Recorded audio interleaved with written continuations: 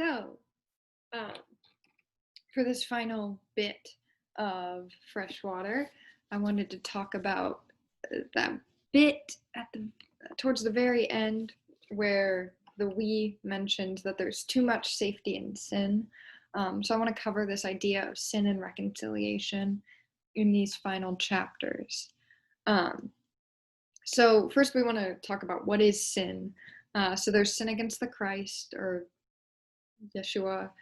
I don't know how to pronounce it. I Googled it, but couldn't find out. And that is essentially this idea that it is committing a transgression, and a transgression in that vein being to step across or to go beyond a set boundary or limit. So we can easily, in theory, apply this to the Ogbanji because they are stepping across the realm or the boundaries of their realm to control Ada. So it's this idea that they are going outside of themselves to take over Ada. And I prefer this definition because I don't really want to talk about Christian sin in particular, because Ada would be considered a big sinner with tattoos even, and then her homosexual tendencies or any of her sex life. So it's a little, we don't want to talk about that. So we'll just go with this stepping across or going beyond a set boundary. Then there's this sin in Igbo tradition. And so the definition I found is that it's basically an action of defiance. So an action through which one deviates from the correct way, or in a way that's one misses the mark. So I put in here that this is all of what Ashugara does. Because we see multiple times, it's not remorse, but she comes back to say, I've failed, I've failed, I've failed. Granted, we see like her only admitting she's failed a couple times. But like prior to this chapter, we've seen her refer to her actions within Ada as failures.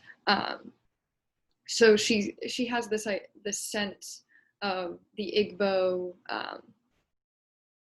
failure and this deviation from the correct way. So we want to look at sin in Freshwater. Before we do that, I do have a content warning. So to remain as safe as possible, if you're sensitive to anything throughout this novel, feel free to do any kind of self-care necessary. That's just covering all bases. So we see the sins against the Christ and the sins against Igbo tradition, I think especially in this chapter. I did not cite my pages on this one. That is page 207 to 208. I think. Maybe. It might be 199. But we have this idea of the Christ having a good code, a simple one, love. But the Ogbanji find this unnatural. We see that they take ecstasy in tricking humans and watching them crumple. They have no remorse. And there's too much safety in sin, too much sweetness to walk away from. And so they're having this fun kind of rebellion against the set boundaries that humans have in their moral code and that the Ogbanji have in taking over Ada. Because throughout chapter 17, it just seems like they're taking over Ada for the purpose of taking over Ada. And they're taking great joy in it. They use like St. Vincent, especially, as a means of excusing what they're doing. They call him the quiet, gentle one, and they're like, since he was making her look more masculine, we decided to get a breast reduction. So it's this whole idea of using everything, using everyone for their own benefit. Then we see for Igbo, when you break something, you must study the pattern of shattering before you can piece it back together. There are many advantages to a broken mind.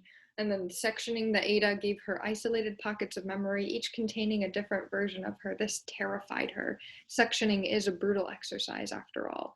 And while these don't necessarily seem like sinful passages, I think that these are definitely sins against Igbo tradition, because they are failing Ada in these senses.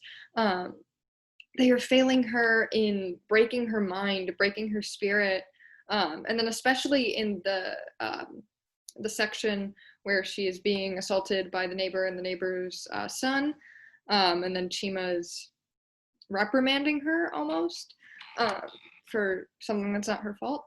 Um, we see that this is harmful to her because with the breaking of her, obviously that's going to be harmful because she is losing her sense of self. She's losing worth. Um, and then we see with the neighbor, she's breaking down, she's crying, and she's begging for an answer, a way out. And them sectioning the mind doesn't do anything because then she has these separate selves.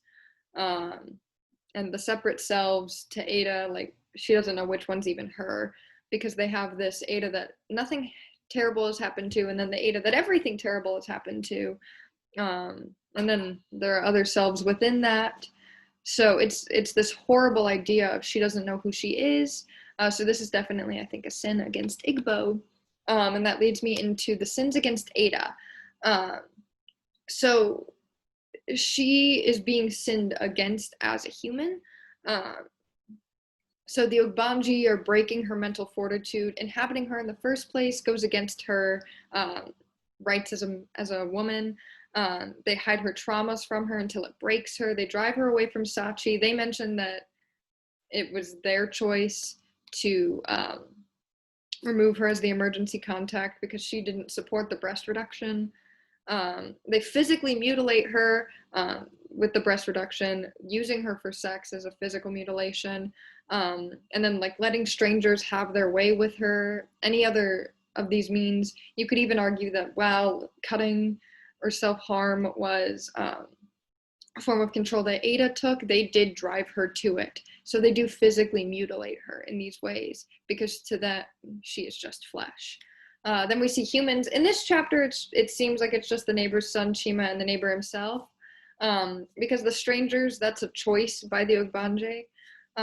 So that's not really them sinning against Ada. That's the Ogbanje sinning against her. But obviously throughout the novel, we've seen so many men especially sin against Ada. So this brought me to some discussion questions. So I want to know if there's such a concept as secular sin, how do we see that Ada has been sinned against? So we see at the end of the novel that she's concluded she's some sort of god. So how has she as a human been sinned against? And if you find it interesting, you can always talk about how Ada as a god is someone that can be sinned against. And what even would that definition of sin be if it's against Ada? What has she consented to? What hasn't she? Do we have a reliable narrator? It stems into all these questions. Then in a similar vein, Catholic Christians believe in the idea of reconciliation or penance, confession of one's sins to receive forgiveness. So what kind of reconciliation must the Ogbanji and the people in Ada's life do to be forgiven? And can they be forgiven?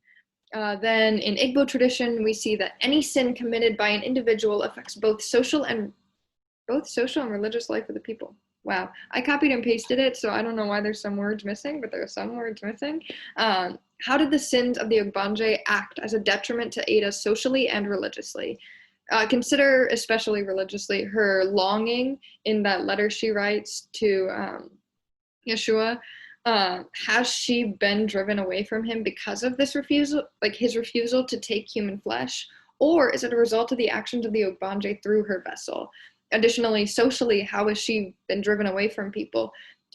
We see a throwaway line around page 197 that we lost some friends, and it's just like casual to them. And we lost friends. It's not Ada lost friends, it's we lost friends. So how has this sinning against Igbo tradition by the Ogbanje, how has that been a detriment to Ada as a whole? And would this even also be a sin against Ada?